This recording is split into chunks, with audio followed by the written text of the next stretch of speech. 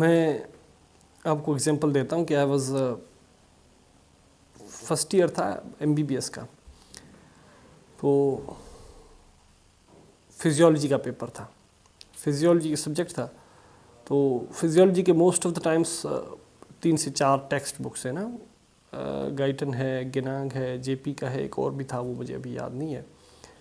اس کے علاوہ 2-3 چوپڑیاں تھیں. چوپڑی ہم کہتے ہیں جو جیسے فرسٹ ایئر انٹر میں گائیڈس ہوتے تھے، اس میں پن پوائنٹ بلٹ پوائنٹس لکھے ہوتے تھے.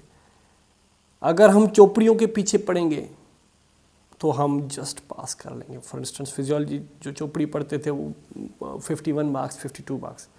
جس نے ٹیکسٹ بک پڑھا اور ٹیکسٹ بک بھی مختلف قسم کے نا، ایک گینانگ پڑھا، پھر گائٹن پڑھا، پھر دونوں کو کمپیئر کیا، انہوں نے 80+ مارکس لیے. اب ٹپس CSS کینڈیڈیٹس کے لیے یہ ہیں کہ جی شارٹ کٹس کے پیچھے نہ جائیں. دیکھیں، اگر آپ کوالٹی بکس پڑھتے ہیں، کوالٹی بکس نے آپ کے ذہن کی تھنکنگ کی کوالٹی بہتر کرنی ہے. اگر آپ چھوٹا سا مثال دیتا ہوں، میرے خیال میں سب کو کام آئے گا.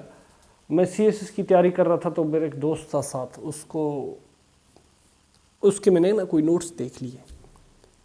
تو اس میں نوٹس میں صلح حدیبیہ کا ٹاپک تھا. تو میں نے اس کو کہا یار یہ تم نے تو 6 پوائنٹس میں پارا صلح حدیبیہ ختم کر لیا. کہتے ہیں صلح حدیبیہ ہے ہی اس طرح، تم دیکھو بکس اٹھا لو، کوئی بھی بک اٹھا لو. واقعی میں نے بکس دیکھے یار، واقعی وہ تو 2-3 پیراگراف تھے کہ جی رسول صلی اللہ علیہ وسلم گئے وہاں پہ یہ چیزیں ہوئیں، اس کے بعد واپس آ گئے.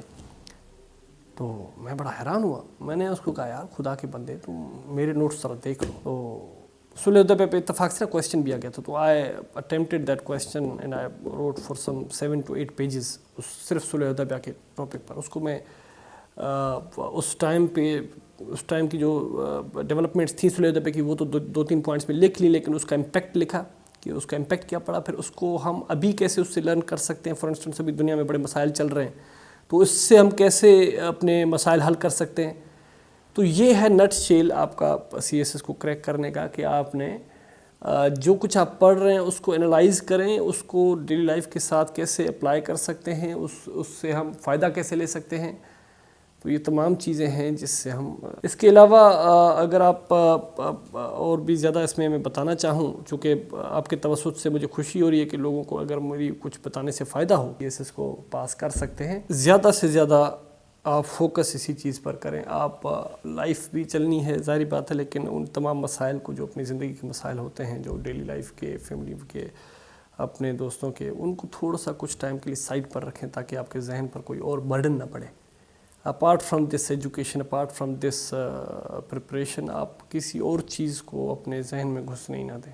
آج کل موبائل ہے، اس میں بہت سارے اپلیکیشنس آ گئے ہیں جس میں بہت ساری ڈسٹریکشنس ہیں. اگر آپ ان ڈسٹریکشنس کے پیچھے پڑھتے ہیں تو پڑھائی کے علاوہ باقی ساری ڈسٹریکشنس جو ہیں وہ ذہن میں بڑی آسانی سے گھس جاتی ہیں، کیونکہ ہمیں عادت پڑی ہوئی ہوتی ہے پڑھائی سے بھاگنے کی.